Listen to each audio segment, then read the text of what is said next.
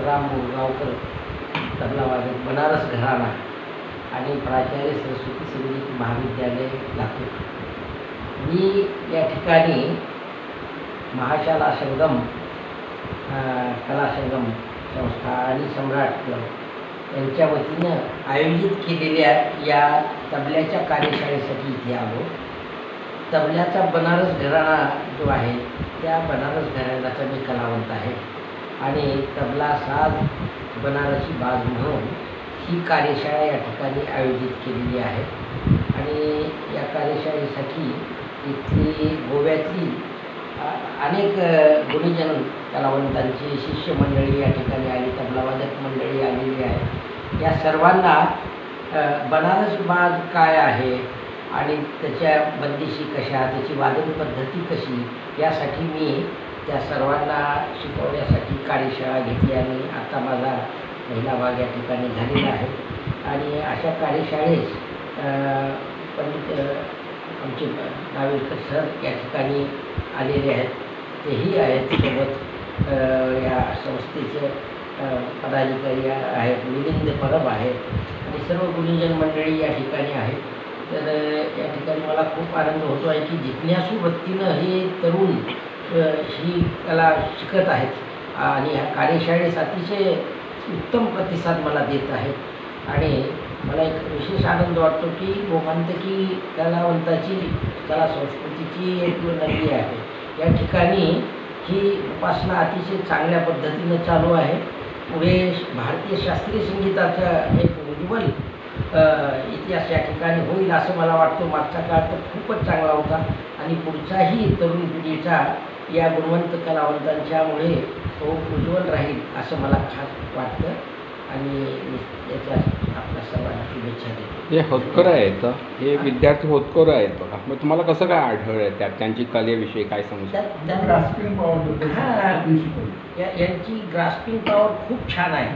मी पहिल्या याला आमच्या तबल्यातलं उठाण शिकवलं तर त्यांनी सांगता क्षणी सर्वांनी त्याचं अवलोकन केलं, त्याला ताबडतोब त्या पद्धतीनं ते वादन केलं आणि पुढे बनारसी ठेका असो, कायदा असो, मी जे गोष्ट सांगतो ती गोष्ट फार चटकन आत्मसात करणारी ही मुलं आहेत आणि यांना चांगल्या गुरूंचं मार्गदर्शन आहे, त्यामुळेच हे करू शकतात असं माझी खात्री आहे।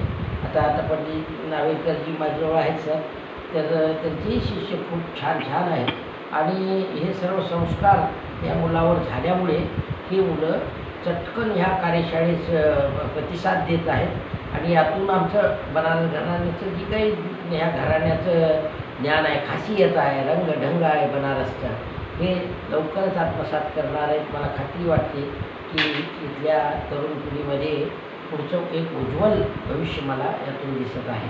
तुम्ही काय संदेश देता या युवा पिढीला? या युवा पिढीला मी सांगतो की तुम्ही कलेवर श्रद्धा ठेवा, गुरुवर श्रद्धा ठेवा आणि दीर्घकाल ही साधना करा। ही कोर्स नाही, संगीत कला हे जो एक कोर्स केला आहे असं नाही, ही दीर्घकालीन साधना, आयुष्यभर करायची साधना आहे। तर तुम्ही चांगल्या गुरूंचं मार्गदर्शन घ्या आणि गुरुवर श्रद्धा, कलेवर श्रद्धा ठेवून तुम्ही अखंड साधना करा, तुम्ही नक्की पुढील काळात कलावंत म्हणून निश्चित चमकाल याची मला खात्री वाटते। कोणीही असो त्याला दीर्घकाल साधनेची गरज आहे, धावपळ असली तरी शेवटी ही साधना कधी कमी होणार नाही, त्यामुळे ही साधना दीर्घकाल करावी आणि असंच गुरुवर श्रद्धा ठेवून पुढे जावं असं मला वाटतं।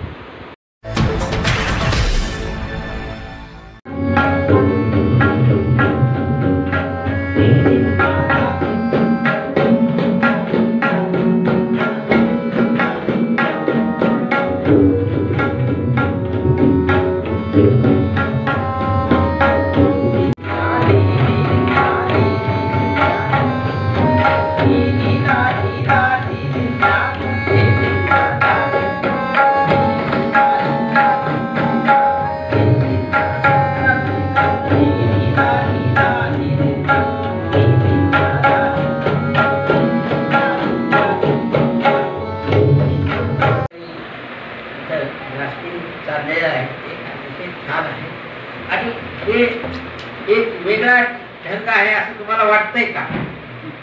वाटतंय काय आपण सगळंच वाजवतो, फक्त एक असतं की त्या त्या घराण्याच्या वादन शैलीनुसार जे बोल असतात. आता हे बनारसी ठिक्याचे बोल, याच्यामध्ये सोपं काम आहे.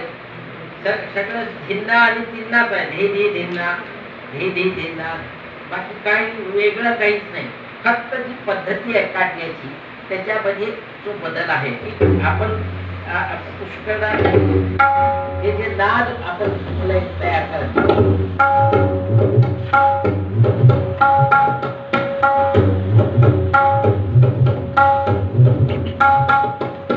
हे जे आहे हे आपण करत नसतो. तर आपण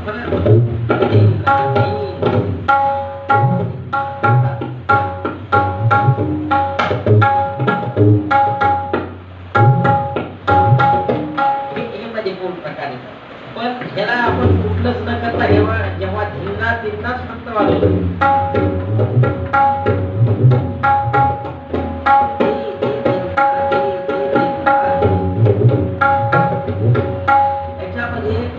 मध्ये तिथं नाही तिथं नाही, मध्ये कुठं ते करते, त्यामुळे फक्त नाद तयार होतो. नादमय हे वादन होतं, नादमय आलापी होती आणि याला बनारसी ठिका असं नाव आहे.